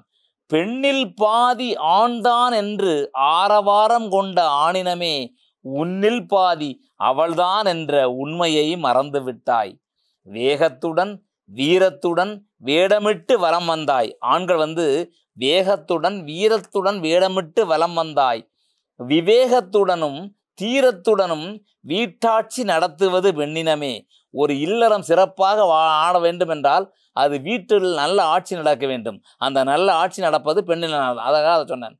நல்லறமாக இல்லறமாய்வது பெண்களின் கைகளில் உள்ளதே, நீ வாழ்வை துறந்துட்டு துறவரம் மேற்கொள்ள காரணம்தான் ஏனோ அப்படின்ட்டு அந்த கவிதை நிறைய போகும். அதில் வந்து பார்த்திங்கன்னா, மனைவியிடம் தோற்றிட வாழ்வினில் வென்றிடுவாய், நீ துணையிடம் அனுசரணை அன்பொழுக இன்முகம் காட்டிடுவாய். அவளொரு உயிரி அவளுடைய அன்புடை இதயம் அவளிலும் உண்டு அறிவாயோ. அந்த பெண்ணின் மனசில் நல்ல அன்பு உண்டு அறிஞ்சிட்டா, தூற்றுதலில்லா போற்றுதல் கொண்டே பெண்ணினம் காப்போமே, இப்பெண்ணியம் வளர்ப்போமே அப்படின்னு முடிச்சிருப்பேன். இது பெண்களுக்கு கொடுக்கக்கூடிய ஒரு அங்கீகாரமாக தான் நான் பார்க்குறேன். பெண்களை பற்றி நிறைய வந்து நம்ம வந்து ஒரு படி கீழே தான் அன்றைக்கி நம்ம சமுதாயம் அப்படி வச்சுருந்து கட்டமைப்போடு வச்சுருந்துன்னு சொல்லிட்டு அவங்களுக்கு உள்ள சுதந்திரத்தை எல்லாம் பறிச்சுட்டு இருந்தாங்க. அது இல்லை, ஒரு பெண், அதுக்கு நான் என்னுடைய உதாரணத்தை சொல்லுங்கய்யா. என்னுடைய மனைவி வந்து இன்னைக்கு வந்து நீ கடல் கடந்து எங்கே வேணாலும் போகணும்னு சொல்லிட்டு ஒரு அனுமதியை கொடுத்து அனுப்புகிறாங்க அப்படின்னா, எங்களுடைய குடும்பம் அவ்வளவு ஒரு ஒரு அன்பொழுக இருக்குது. அது வந்து ஒரு அது அது எதுக்காக இருக்குன்னா, நான் என்னுடைய மனைவி அந்த அளவுக்கு நான் வந்து அவங்களுக்கு உரிமையும் அன்பும் நான் செலுத்திட்டு இருக்கிறேன். அவங்களுக்கு தேவையான உரிமைகளை கொடுத்துட்டேன். அதனால தான் நான் இன்னைக்கு நல்ல சந்தோஷமாக என்னுடைய வாழ்க்கையை நான் நடத்த முடியுது. இது வந்து நான் ஒரு ஒரு ஒரு உதாரணமாக கூட சொல்லுவேன். ஒவ்வொரு குடும்பமும் நல்லபடியாக வாழணும்னா அந்த வீட்டில் இருக்கக்கூடிய பெண் வந்து உரிமையோடும் சந்தோஷத்தோடும் அவங்க சுதந்திரமாகவும் இருக்கணும். அதுக்கு ஒரு ஒரு பழமொழி கூட சொல்லுவாங்க. ஒரு பெண் வந்து அந்த அவளுடைய கணவனை பிச்சைக்காரனாக ஆக்கி அவள் பிச்சைக்காரியாக வாழ்ந்து கொண்டிருக்கிறாள். இன்னைக்கு இருக்கக்கூடிய நிலைமை இன்னைக்கு நிறைய பல அடித்தட்டு மக்கள் அப்படி தான் வாழ்ந்துட்டு இருக்காங்க. ஆனால் அந்த பெண் நினைத்தால் அந்த கணவனை ராஜாவாக மாற்றி அவள் ராணியாக முடியும். என்ன ராஜாவா என்ன ஆக்கி என்னுடைய மனைவி இன்னைக்கு ராணியாக வாழ்ந்து கொண்டிருக்கிறாள் என்பது அதற்கு காரணம் அந்த பெண்ணியத்தை நான் போற்றுதல் தான். ஒரு நல்ல ஒரு அருமையான விஷயத்த வந்து சொன்னீங்க. ஏன்னா நிறைய இடங்கள்ல, நிறைய சமுதாயங்கள்ல, நிறைய வீடுகள்ல வந்து பார்க்குற விஷயம் இப்போ வரைக்கும் பெண்களை சில பேர் வந்து இரண்டாம் பட்சமாக நடாத்துகின்ற நிலைமை வந்து காணப்படுகிறது. எனவே அப்படிப்பட்ட சூழ்நிலைகள் இந்த காலகட்டத்தில் இருக்கிறதும் நாங்கள் சில விஷயங்களில் வந்து பின்தள்ளி இருக்கிறதுக்கு மிக முக்கியமான காரணமாக வந்து இருக்கு. அது இந்த மாதிரியான புத்தகங்கள் வாயிலாக அல்லது தமிழோடு சேர்ந்து சில விஷயங்களை வந்து சொல்லுகின்ற போது இன்னும் நிறைய பேருக்கு அது போய் சேரும் என்ற ஒரு நம்பிக்கை வந்து காணப்படுது. இப்படி எல்லாமே தமிழோடு சேர்ந்து நீங்க பயணிக்கிற நேரத்துல உங்ககிட்ட இருக்கிற இன்னும் ஒரு விஷயத்தை பற்றி நாங்க கேள்விப்பட்டோம். இந்த மன அழுத்தம் வந்து பாதிக்கப்படுறவங்க அவங்களுக்கு ஒரு ஆற்றுகை படுத்துற மாதிரி அல்லது உளவள துணையை வந்து மேம்படுத்துகிற மாதிரியான விஷயங்கள் கூட நீங்க பண்ணிட்டு இருக்கிறீங்க. ஸோ அதை பற்றி சொல்லுங்க. அது இன்னொரு பாதை. எப்படின்னா, இன்னைக்கு வந்து காசு சம்பாதிக்கிறது ஒரு பெரிய விஷயமா படலை. நிறைய பேர்கிட்ட அதாவது அந்த கிராமத்தை தாண்டி வரக்கூடிய மக்கள்கிட்ட நிறைய பணங்கள் இருக்குது. அதை வச்சு ஆடம்பரமான வாழ்க்கையை வாழ்ந்துட்டு இருக்கிறாங்க.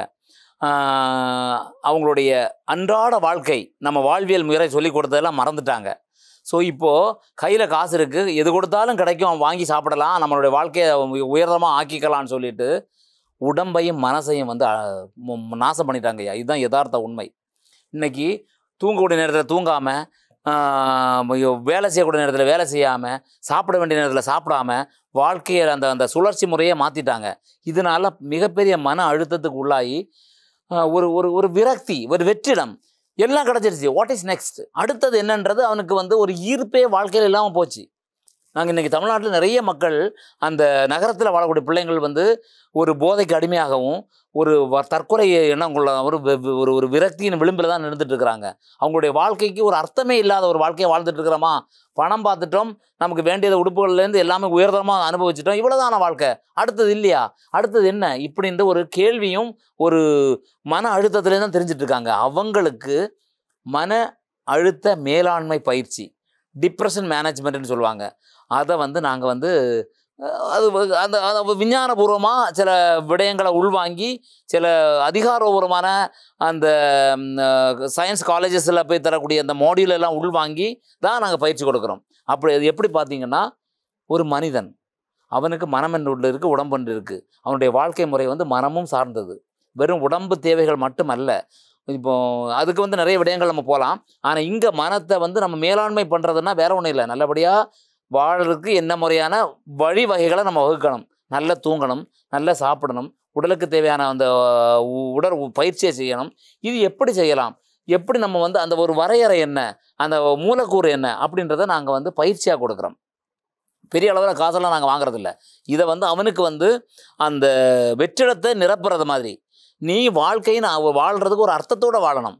பணம் சம்பாரித்து செத்து போகிறதுக்கு இல்லை. நம்மளுடைய வாழ்க்கையில் ஒரு ஒரு ஒரு ஒரு ஒரு ஒரு அர்த்தத்துள்ளதான் ஆக்கிக்கொள்ளணும் அப்படின்றதுக்கு தானே நம்ம வந்திருக்கிறோம். அப்படின்ற ஒரு புரிதலை வந்து அவனுக்கு ஏற்படுத்துறது தான் அந்த மன அழுத்த மேலாண்மை பயிற்சி. அது வந்து மிகப்பெரிய வரவேற்பு. இதெல்லாம் தெரியாமல் இருந்தது, இப்படியெல்லாம் இருக்குமா, இதெல்லாம் தான் நான் வாழ்க்கை, நான் வேற ஒரு டார்க் ரூம்னு சொல்லுவாங்க இல்லையா, இருட்ட பகுதியில் இருந்தோம், வெளிச்சம் தந்தீங்க ஐயான்னு சொல்லிட்டு வந்து என் கூட வந்து நின்று செல்ஃபி எடுக்கிறது, ஆட்டோகிராஃப் வாங்குறதெல்லாம் இருக்கிறாங்க. இதெல்லாம் போது பணம் எல்லாம் இல்லைங்கய்யா, மனசு திருப்தி. நம்ம வாழ்க்கையில் ஒரு அர்த்தமாக நம்ம செய்கிறோம், 4 பேருக்கு நம்ம பயன்படுறோம், இந்த சந்தோஷத்துக்காக தான் நாங்கள் அந்த இதை கையில் எடுத்தது. ஓகே, இப்போ உங்ககிட்ட நிறைய பேர் வந்து பயிற்சி பெற்றிருப்பாங்க, நிறைய பேருக்கு பயிற்சி கொடுத்துருப்பீங்க. இன்றைய காலகட்டத்துல எது சார்ந்த விஷயத்துல நிறைய பேர் மன அழுத்தத்துக்கு உள்ளாகுறாங்க? அப்படி என்ற ஒரு ஐடியா உங்களுக்குள்ள இருக்கு. கண்டிப்பாக அதை பார்த்தீங்கன்னா அது விஞ்ஞானம் தான். மெயினாக அந்த செல்ஃபோன்னு சொல்லக்கூடிய முன்னாடி இடியட் பாக்ஸ்ன்றதை டிவின்னு சொன்னோம். இப்போ இல்லை, குட்டியோண்டு கையிலே வந்துட்டு நமக்கு என்ன தேவையோ, ஆனால் அது கண்டிப்பாக தேவை, அடிப்படை தேவையில் அது ஒன்று ஆகிப்போச்சு. அது இல்லாமல் நம்ம வாழ்க்கை இல்லை. ஆனால் அதுதான் வாழ்க்கையும் இல்லை. அந்த அதுக்கு என்ன தேவையோ அதை மட்டும் நம்ம எடுத்துகிட்டு மீதியை கொண்டு அவங்க வச்சிடணும். அதுக்கு நான் ஒரு உதாரணத்தை நான் இங்கே சொல்கிறேன். பழையபடி என் குடும்பத்தை தான் கொண்டு வரேன். மொபைல் ஃபாஸ்டிங் அப்படின்னு சொல்லுவோம். அதாவது 10 மணி ஆயிடுச்சுன்னா நீங்கள் 4 பேரும் நாங்கள் 4 பேரும் கொண்டு இந்த டேபிளில் வச்சிடணும். செல்ஃபோனை சைலண்டில் போட்டுருங்க. அதுக்கப்புறம் நம்ம தொட வேண்டாம். மறுநாளை காலையில் எடுத்துக்கிடுங்க. அது வரைக்கும் நீங்கள் வந்து அந்த ராத்திரி இந்த கண்ணு முழிச்சு பார்க்குறாங்கன்ற விஷயத்த நான் கொஞ்சம் கொஞ்சமாக தவிர்த்து இன்றைக்கி நான் கொண்டு முதல்ல வைப்பேன், என் மனைவி வைப்பா, 2 பிள்ளைகளும் வைக்கும். அங்கே அந்த காமன் டேபிளில் தான் இருக்கும். இந்த மாதிரி இது எதுக்காகன்னா நம்மளை மேம்படுத்துறதுக்கு தான். ஸோ இந்த விஞ்ஞானம் வந்து இன்றைக்கி நம்மளை பெரிய அளவில் நம்மளை வந்து கட்டி போட்டிருக்கு. மன அழுத்தத்துக்கு மிகப்பெரிய காரணமாக இருக்குது. ஒரு விஞ்ஞான வளர்ச்சின்ற மாதிரி நம்ம தான் புதைக்குழியில் போய் விழுறோம். அது வந்து வேண்டான்றதை நாங்கள் நல்ல அழகான முறையில் அவங்களுக்கு புரியமான வழியில் நாங்கள் புரிய வச்சுட்டு இருக்கிறோம். ஓகே, எனக்கு இந்த வேர்ட்ஸ் வந்து கொஞ்சம் கேட்கும்போது புதுசாக இருக்குது. மொபைல் ஃபாஸ்டிங் அப்படின்னு சொல்லி ஃபர்ஸ்ட் டைம் வந்து கேள்விப்படுறேன். இந்த மாதிரியான நடைமுறை, இந்த மாதிரியான ஒரு சிந்தனை எப்படி வந்துச்சு? இது மொபைல் ஃபாஸ்டிங் அப்படின்ற ஒரு விஷயத்தை என்ற அதுக்கு வேறு பேர் வந்து வச்சுக்கொள்ளலாம். இந்த மாதிரி ஐடியா அப்படி அது ஏன்னா இப்போது இந்த நம்ம தமிழ் கலாச்சாரத்தில் விரதம் என்று இருப்பாங்க. அப்போ அம்மா சில விரதங்கள் வந்து வெள்ளிக்கிழமை விரதமாக இருக்கும், சஷ்டி விரதமாக இருக்கும், பல பேரை வச்சு. அது என்னென்னா நம்ம பட்டினி இருக்கிறது. அந்த பட்னி என்றது வேற ஒன்றும் இல்லை, நம்ம வயிறை வந்து கிளியர் பண்ணுறது தான். ஸோ அந்த டைமில் நமக்கு உடம்பு வந்து நல்லபடியாக ஆகும். மனசுக்கான ஃபாஸ்டிங் தான் அது. பொழுதன்னைக்கும் நம்ம வந்து மொபைலே நோண்டி கண்ணும் காதும் கெட்டு போயிட்டு இருக்கிறதுக்கு கொஞ்சம் ரிலாக்ஸ் பண்ணுறதுக்கு அந்த விரதம் நீ கடைப்பிடிக்கணும். அப்போ விரதம்னா கடைப்பிடிக்கிறாங்க, சாமி பேரை சொல்லிட்டு பசியோடு இருக்கிறாங்க. அப்போ அந்த நம்ம வயிறு வந்து சர்வீஸ் ஆகுது, சர்வீஸாக கிளியர் ஆகிறது மாதிரி மனசை சர்வீஸ் பண்ணுறதுக்கு நீ அந்த ஃபாஸ்டிங் விரதத்தை நீ கடைப்பிடின்னு சொல்லிட்டு தான் நாங்கள் எங்கள் குடும்பத்தில் ஆரம்பிச்சிருக்கிறோம். ஓகே, சிறப்பான ஒரு விஷயம். இன்னும் நீண்ட நாட்கள் அந்த ஃபாஸ்டிங் வந்து நீங்கள் இருக்கணும் அப்படின்னு சொல்லி நாங்கள் வாழ்த்துக்களை வந்து பகிர்ந்து கொள்கின்றோம். 35 வருஷ காலமாக வந்து தமிழோடு சேர்ந்து பயணிக்கிற நேரத்தில் இதுவரைக்கும் நீங்கள் வாங்கின விருதுகள் அப்படின்னு சொன்னால் என்ன? தமிழக அரசாங்கத்தில் தமிழ்நாடு அரசாங்கம் எனக்கு தமிழ்ச்செம்மல் அப்படின்ற ஒரு விருதை கொடுத்தாங்க, பணமுடிப்பும் கொடுத்தாங்க. அதுக்கப்புறம் கம்போடியா அரசாங்கம் வந்து நான் முதல்ல சொன்ன மாதிரி நந்திவர்மன், அந்த நாட்டை ஆண்ட அரசனுடைய பெயர் நந்திவர்மன் விருது அப்படின்னு கொடுத்தாங்க. அப்புறம் பல சங்கங்கள், தஞ்சாவூர் தமிழ்ச்சங்கம், பேர் போன தமிழ்ச்சங்கம், மொழி காவலர், இவ்வளோ தூரத்துக்கு நீ இப்போ தமிழுக்காக பாடுபட்டுருக்குன்னு சொல்லி அது ஒரு நீ தமிழ் மொழியை காப்பாற்றக்கூடிய காவலர் அப்படின்னு கொடுத்தாங்க. பாண்டிச்சேரியில் இருக்கக்கூடிய புதுவை தமிழ்ச்சங்கம் வந்து பைந்தமிழ் படைப்பாளி அப்படின்ற ஒரு விருதை கொடுத்தாங்க. மதுரை தமிழ்ச்சங்கம் கவி அருவி அப்படின்ற கவிதை படித்தேன், அந்த மேடையில் கவி அருவின்னு கொடுத்தாங்க. இந்த மாதிரி பல விருதுகள் நிறைய வீட்டுக்கு வந்தால் ஒரு நிறைய ஷோகேஸ் நிறைய இருக்கும். பட் அதெல்லாம் எனக்கு ஒரு ஆர்வத்தையும் ஒரு உத்வேகத்தையும் தான் கொடுக்குது. அதை பார்க்கும்போது நம்ம இன்னும் நிறைய சாதிக்கணும் அப்படின்ற ஒரு தூண்டுகோலாகவும் எனக்கு அமையுது. ஓகே, நிறைய விருதுகள் வாங்கிட்டீங்க, தமிழ் சார்ந்து நிறைய பயணிக்கிறீங்க, நிறைய பேசுகிறீங்க, உலக தமிழராட்சி மாநாடுகளில் பங்கேற்கிறீங்க, அங்கே நடைபெறுகின்ற விஷயங்களில் உங்களுடைய பங்களிப்புகள் வந்து நிறைய இருக்குது. இப்படிப்பட்ட சூழ்நிலையில் அடுத்த கட்டம் அப்படின்னு சொல்லி ஒரு விஷயம் இருக்குது தானே, தமிழ் சார்ந்து பயணிக்கணும் அப்படின்னு சொன்னால் அடுத்த கட்டம் உங்களுடைய ஐடியா என்ன? நல்ல கேள்வி இதுவும். அதாவது எனக்கு வருது எல்லாம் தெரியுது அதனால் நான் எல்லாத்தையும் சொல்கிறேன், அப்படி கிடையவே கிடையாது. நம்ம எடுத்ததை கொடுக்கணும். ஒரு மனிதன் வந்து அன்றாட தேவை, அத்தியாவசிய தேவை, அப்புறம் ஆடம்பர தேவை, அதுக்கப்புறம் ஒன்றுமே இல்லை தான். நான் சொன்ன மாதிரி அந்த வெற்றிடம் தான். அப்போது எல்லாம் நமக்கு இந்த சமுதாயத்துலேருந்து தான் கிடைச்சது. அப்போ அந்த சமுதாயத்தை கண்டிப்பாக கொஞ்சம் திரும்பவும் கொடுக்கணும். இதுதான் மனித வந்து ஒரு இயல்பாக இருக்கணும். எல்லாம் எனக்குன்னு 100 கோடி 200 கோடி 500 கோடி 1000 கோடி சேர்த்துக்கிறது இல்லை வாழ்க்கை. நம்ம கிடைச்சதை 4 பேருக்கு பயனுள்ளதாக கொடுத்து செயலாக்கிட்டு போகணுன்ற ஒரு கொள்கையில் தான் நான் என்னுடைய விருப்ப ஓய்வு. நான் லட்சங்கள் சம்பாதிச்சுட்டு இருந்தேன் மாதம் சம்பளமே, அதையெல்லாம் வேண்டான்னு நான் திறந்துட்டு வந்தது. ஒரு காலகட்டத்துக்கு அப்புறம் நம்மளுடைய பணம் வந்து அது என்னை பொறுத்தவரை அது குப்பை. ஒரு மனிதனுக்கு எவ்வளவு தேவையோ அவ்வளோதான். அதுக்கு ஒரு வரையறை இருக்குது. நம்மளுடைய வாழ்க்கைக்கு எவ்வளோ உணவு, எவ்வளோ உடை, எவ்வளவு நமக்கு மற்ற செலவுகளெல்லாம் பார்த்துட்டா அதுக்கு விட மிஞ்சினா நம்ம என்ன செய்ய போகிறோம்? விட்டுட்டு தான் போகிறோம், கொண்டு போகிறதில்ல. அப்போது அது அடுத்தவனுக்கு அது வந்து ஒரு சுகமாகவோ இல்லை சுமையாக தான் போய் ஆகும். வேண்டாம். நமக்கு இந்த அறிவை வந்து ஆண்டவன் தந்திருக்கான், நம்ம இந்த சமுதாயத்தில் பெற்றிருக்கிறோம். அந்த சமுதாயத்தை வருங்கால சந்ததிக்கு கொடுக்கணும். அது தமிழாகட்டும், வாழ்வியலாகட்டும், மனோதத்துவமாகட்டும், அந்த அடுத்த தலைமுறை ஒரு குழுவான மக்கள் அதனால் பயன்படைந்தால் அதுதான் என்னுடைய வாழ்க்கையின் அர்த்தம். அப்படின்னு நினச்சதுனால தான் நான் வந்து இப்போ அடுத்த கட்டம் என்னுடைய வாழ்க்கைனா மொழி மிக முக்கியமாக பண்ணுவேன். மொழி வளர்ச்சிக்கு கல்லூரி பள்ளிகளுக்கு போய் அவங்களுக்கு வந்து நான் சொன்ன மாதிரி தமிழ் வகுப்புகள், தமிழ் உச்சரிப்புகள், போட்டிகள், திருக்குறளை சமர்ப்பிக்கிறது, கட்டுரை எழுதுறது, ஒரு கட்டுரை எழுதுறது எப்படி அப்படி என்ற ஒரு சில இது வரையறைகளை எல்லாம் அவங்களுக்கு சொல்லிக் கொடுத்தா அவங்களுக்கு சில ஊக்க பரிசுகள் நாங்கள் கொடுக்குறோம். அப்படி பண்ணும்போது அந்த பிள்ளைங்களுக்கு மனத்தில் எப்படி அந்த கனடா பிள்ளை வந்து நான் தமிழில் பிஹெச்டி பண்ண போகிறேன்னு சொல்லிச்சதோ அதுதான் விதை. அப்படின்னும் போது அதை சார்ந்த சமுதாயம் கண்டிப்பாக தமிழை வளர்க்கும். அப்படின்ற பலதரப்பட்ட ஒரு விஷயங்களை தான் நான் கொண்டு நடந்துட்டு இருக்கிறோம். உங்களுடைய எண்ணங்கள், சிந்தனைகள் இன்னும் நீண்ட தூரம் பயணிக்கணும் அப்படின்னு சொல்லி இந்த நேரத்தில் நாங்கள் வாழ்த்துக்களை சொல்கிறோம். அடுத்ததாக இப்போ இருக்கிற காலகட்டத்தில் வந்து இந்த தமிழ் சார்ந்த விஷயங்களில் வந்து நிறைய பேர் வந்து ஈடுபட்டாலும் கூட அந்த தொன்மையான தமிழ்களில் இருக்கிற விஷயங்களை இப்போவும் நிறைய பேர் வந்து தேடி பார்த்து கொண்டிருக்கிறாங்க. அதனுடைய அடிப்படையில் அண்மை காலங்களில் இந்த கீழடி சம்பந்தப்பட்ட விஷயங்களில் நிறைய செய்திகளில் வந்து அவதானிக்கக்கூடிய விஷயம் என்ன அப்படின்னு சொன்னால், கீழடிகளில் கண்டுபிடிக்கப்பட்ட அகழ்வுகளில் தமிழ் சார்ந்த விஷயங்கள் எல்லாமே உள்ளடக்கப்பட்டிருக்கிறது. எனவே அன்றைய காலகட்டத்தில் தமிழ் சார்ந்த விஷயங்களை எப்படியெல்லாம் பயன்படுத்தி இருக்கிறார்கள், அதனுடைய அர்த்தங்கள் எப்படியெல்லாம் இருந்திருக்கு, அது எங்களுடைய வாழ்வியலோடு எப்படியெல்லாம் தொடர்புபடுத்தப்பட்டிருக்கு அப்படின்னு சொல்லி இந்த மாதிரியான அகழ்வாராய்ச்சிகள் வந்து கண்டுபிடிக்கும் போது இப்ப இருக்கிற தலைமுறையினருக்கு தமிழ் சார்ந்த விஷயத்தை இன்னும் கொஞ்சம் அதிகமாக கொண்டு போய் சேர்க்கலாம், எங்களுடைய தொன்மையை இன்னும் கொஞ்சம் அழகாக கொண்டு போய் சேர்க்கலாம் என்ற ஒரு நிலைப்பாடு வந்து காணப்படுதில்ல. எனவே இந்த மாதிரியான சூழ்நிலைகள் இப்படிப்பட்ட அகழ்வுகள் வந்து ஏற்படும் போது அது ரொம்ப பெருமையா இருக்கா? எப்படி அதை நீங்க எடுத்துக்கொள்றீங்க? அதுதான் சொன்னேன். ஒரு தமிழன் மிகப்பெரிய அறிஞன், மிகப்பெரிய வணிகன், மிகப்பெரிய அரசியல்வாதி, எல்லாத்துக்கும் சான்றுகள் தான் அந்த ஆராய்ச்சிகள். இப்போ நம்மளுடைய கட்டிடக்கலை அமைப்பாகட்டும், அரசியலாகட்டும், வியாபாரமாகட்டும், விவசாயமாகட்டும், அந்த நீர் மேலாண்மை, அந்த நீர் மேலாண்மைன்றது ஒரு ஆறு ஓடுது, அந்த ஆறுலேருந்து பிரித்து எடுத்து வாய்க்காலில் கொண்டு வந்து வயலுக்கு கொண்டு வரான், அதுதான் நீர் மேலாண்மை. இந்த மேட்டூரில் கட்டின ஆயிரக்கணக்கான வருஷங்களுக்கு, நூற்றுக்கணக்கான வருஷங்களுக்கு கட்டின அணை இன்னும் நின்றுருக்கு. நீர் மேலாண்மை ஒரு நல்ல உதாரணம். முல்லை பெரியார்னு ஒரு அணை இருக்குது, 115 அடி ஆழம், 123 அடி ஆழம். அந்த ஆழத்தோடு இருக்கக்கூடிய அந்த நீர் மேலாண்மையை சொல்லலாம். அதே மாதிரி தான் கட்டிடக்கலை, ஒழுங்கான நேரான பாதைகள், திண்ணைகள், கட்டிடங்கள், இதெல்லாம் பார்த்தீங்கன்னா காற்று வந்து போகணும். கிராஸ் கட் வெண்டிலேஷன் அப்படின்னு சொல்லுவாங்க. இங்கே காற்று வந்து இங்கே போகணும், அப்போ தான் அந்த வீடு ஆரோக்கியமானதாக இருக்கும். அதற்காக சான்றிதழ் இருக்குது இன்னும். ஸோ இந்த மாதிரி தமிழர்கள் அந்த காலத்தில் இருந்த அறிஞர்கள் வணிகம் கடல் கடந்து போய் நம்ம வணிகம் பண்ணியிருக்கிறாங்க.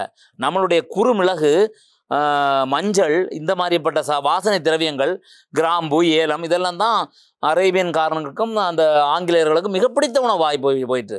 ஏன்னா அதில் அவ்வளவு 10 மிளகாய் எடுத்துகிட்டு போனால் நீ ஒரு எதிராளி வீட்டிலையும் நீ சாப்பிடலான்ற ஒரு மொழி இருக்குது. அந்த மிளகுக்கு அவ்வளோ தன்மை எதிர்ப்பு சக்தி இருக்குது. அந்த இதெல்லாம் எங்கே பயிரிட்டாங்கன்னா தமிழ்நாட்டில். அப்போ அந்த தமிழ் அந்த இதெல்லாம் எப்படி தெரிஞ்சதுன்னா அகழ்வாராய்ச்சியில். ஸோ ஒன்றோடு ஒன்று பின்னிப்பிணைந்த ஒரு விஷயமாக தான் நான் பார்க்குறேன். அப்படின்னும் போது நம்ம இதெல்லாம் தான் நம்மளுடைய இவ்வளவு நம்மளுடைய முன்னோர்கள் வாழ்ந்தாங்களா, சிறப்படைந்தார்களா, அப்போ நம்ம ஏன் இன்றைக்கி தமிழும் ஆங்கில முகத்திலையும் வேறு பணத்தையும் தேடி ஓடணும்? வேண்டாம், எல்லாம் இருக்குது. என்ன வளம் இல்லை இந்த திருநாட்டில், ஏன் கையேந்த வேண்டும் பிற நாட்டில்? அற்புதமான வார்த்தை அதெல்லாம். அப்படி அதுக்கெல்லாம் ஒரு சான்று தாங்க ஐயா அகழ்வாராய்ச்சி. அது கீழடி மட்டும் இல்லை, இப்போ நிறைய இடங்கள்ல அது இப்போ கண்டுட்ருக்குறோம்.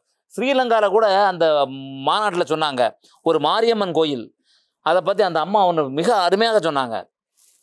அந்த வரக்கூடியவங்க ஒரு கைப்பிடி மண் எடுத்து அந்த மாரியம்மன் கோயிலை வச்சுட்டு வருவாங்களாம். அந்த மாரியம்மன் கோயில் தமிழர்கள் வாழ்ந்ததுக்கான மிகப்பெரிய சான்று, சிதிலமடைஞ்சிருக்கலாம். அதை செப்பனிட கோரி அந்த தூதுவர்கிட்ட கோரிக்கை வச்சாங்க.